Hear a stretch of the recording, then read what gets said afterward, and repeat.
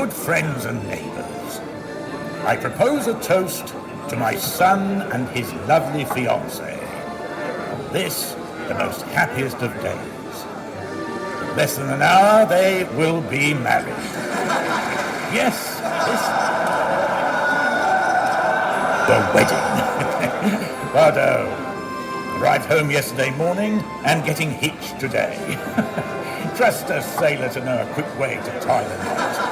It falls to me to be the first to wish them health, wealth, and as much happiness as Edmond's mother and I shared before God laid her to rest. I give you Edmond and Mercedes.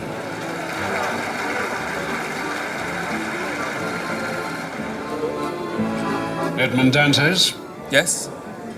I arrest you in the name of the king. On what charge? That will be revealed at your first examination. No, you must be mistaken. Calm your fears. Your son has probably neglected to fill in some form or other regarding the crew's health or the cargo. To be sure. Customs have gone rummaging and found the odd bottle of brandy or cask of tobacco. Make yourselves easy, my friends. There is some little mistake to clear up, that's all. You'll see. I'll be back within the hour to get married. Enjoy yourselves in my absence, and don't let all this good food and wine go to waste. But I won't be denied a dance with my betrothed before I go.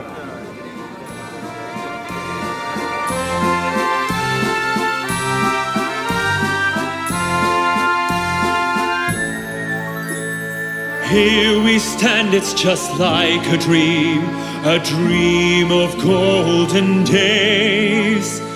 All that we have is ending now, and soon the dream will fade. Edmund, I know that the night must fall. Soon everything will change.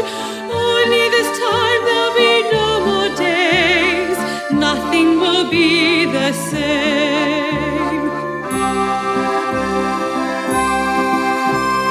We had love, we had so much love. We shared a lifetime yet none. All that we wanted, we have it here. Now in an instant it's gone. See how they wait to take me away. Me, an innocent man. Why do they do it? God only knows. I'll never understand.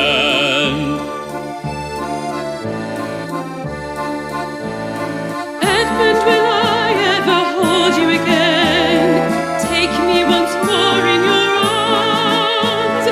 Hold me this last time until we must part. You'll keep me safe from harm.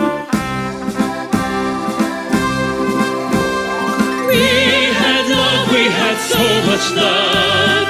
We shared a lifetime yet none. All that we wanted, we have it here. Now in an instant it's gone. We had love, we had so much love. We shared a lifetime yet none. All that we wanted, we have it here. Now in an instant it's gone. Edmund!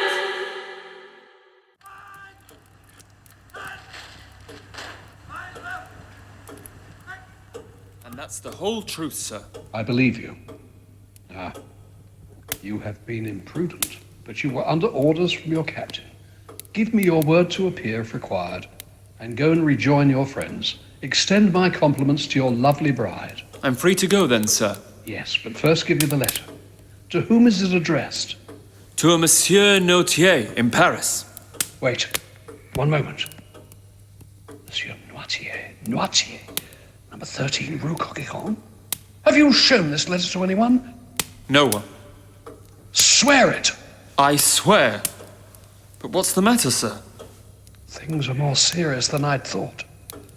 I regret that I'm unable to restore you immediately to liberty. Before I can do so, I must consult a judge for instruction. Have I your trust? Oh, monsieur, you've been more like a friend than a magistrate. Very well. I must detain you a little longer, but I will try to make it as short as possible. The principal charge against you is this letter, and you see, I have destroyed it. Oh, thank you, sir. Should anyone else question you about this letter, you must deny all knowledge of it. I will, I promise.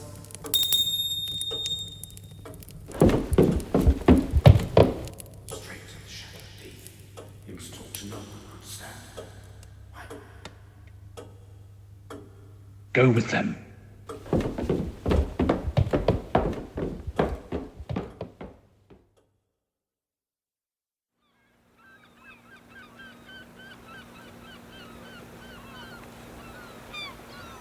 This isn't the way to the Palais de Justice.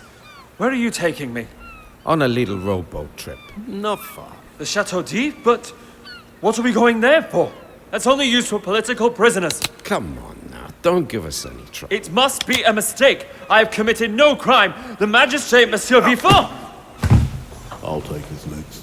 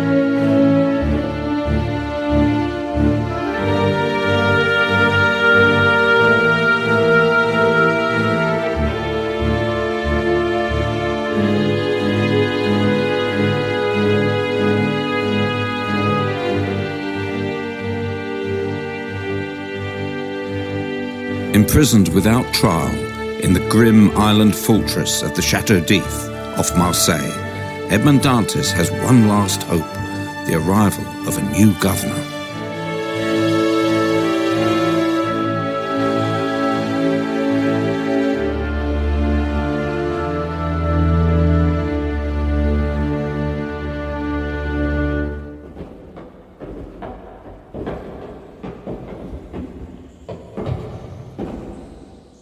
The mad and the bad, sir, that's who we keep down here. This first one, number 34, tried to kill me, he did. No, surely not. That's right, very dangerous prisoner.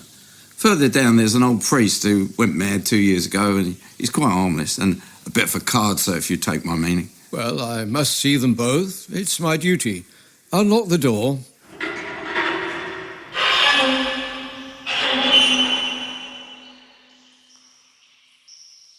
Have you any requests? Oh, monsieur.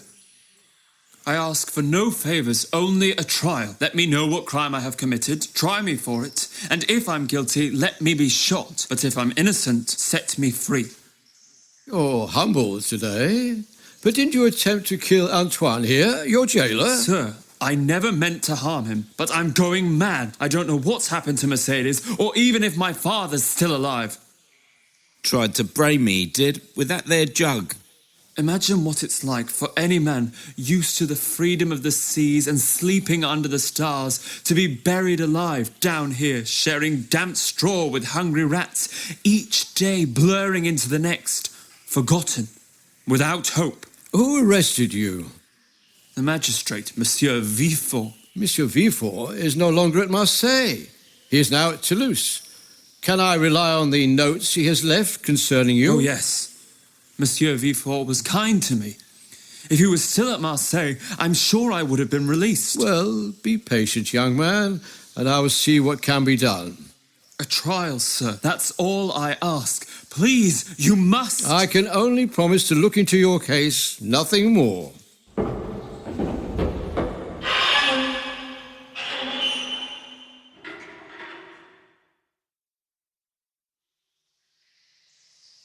My word, I feel for this poor devil. You must show me the evidence against him. Certainly, sir, but it's upstairs in the prison register. But you'll find there are terrible charges brought against him. Do you wish to see the other prisoner first? I suppose I must. I'm not climbing these stairs again. Have the register brought down here.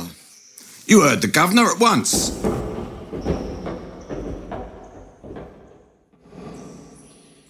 But don't worry, sir, this one's a different kettle of fish altogether. Bit soft in the head. Just don't let him talk to you about his treasure, sir. He's mad about that. Completely mad.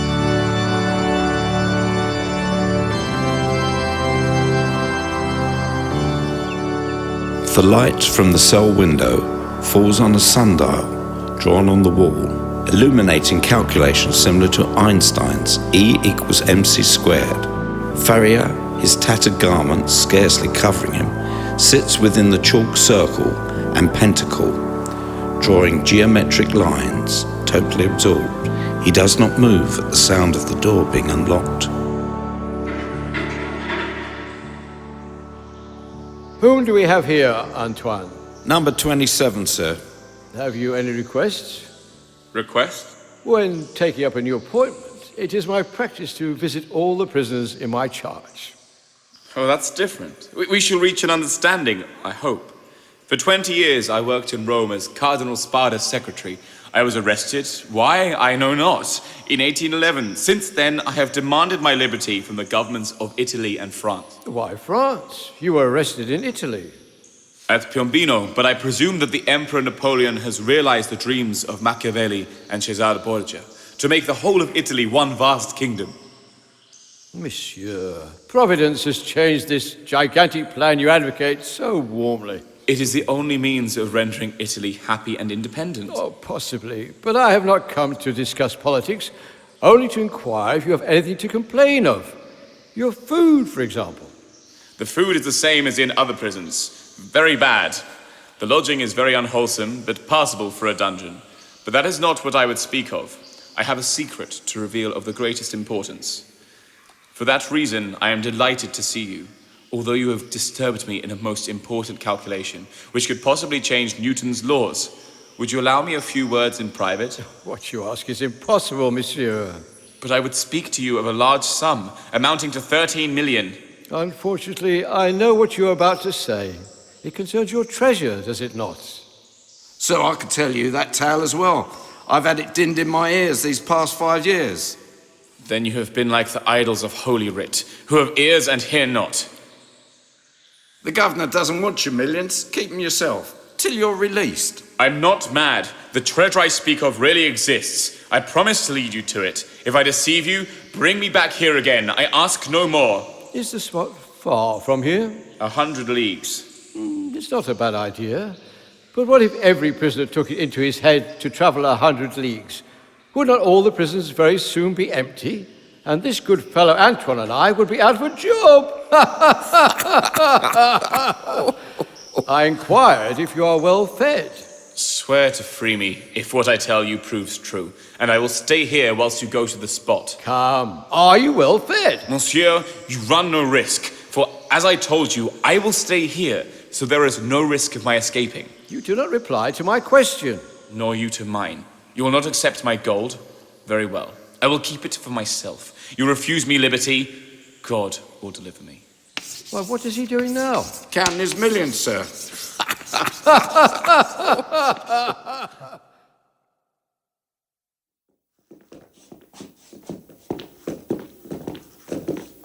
The register, sir. Ah, good. The other prisoner.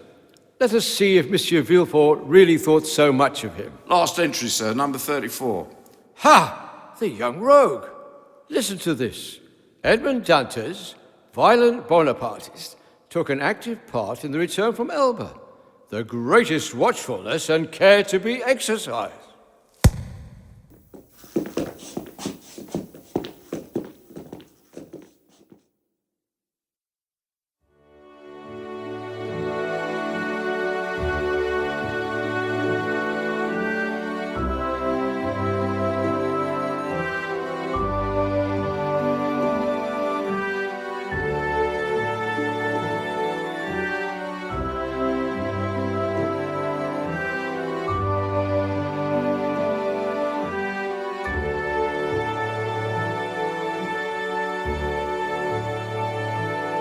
There's no future. There's nothing I can turn to. There's no future here at all. I'm lost among the shadows, locked behind these walls. There's no future. There's no one I can turn to. There's no future here for me. Lost behind these cold walls, alone as I can be. All I know is that I can't go on. I've lost the will to fight. God forgive me, I know it's wrong. I must end it all this night.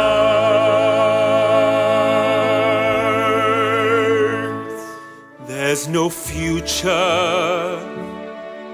There's nothing I can turn to. There's no future here at all. I'm lost among the shadows, locked behind these walls.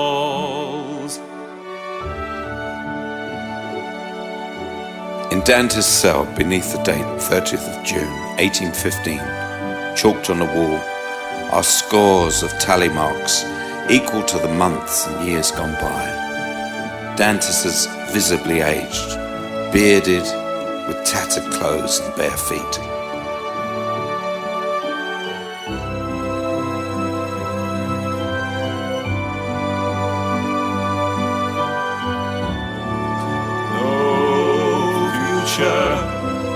No future here at all.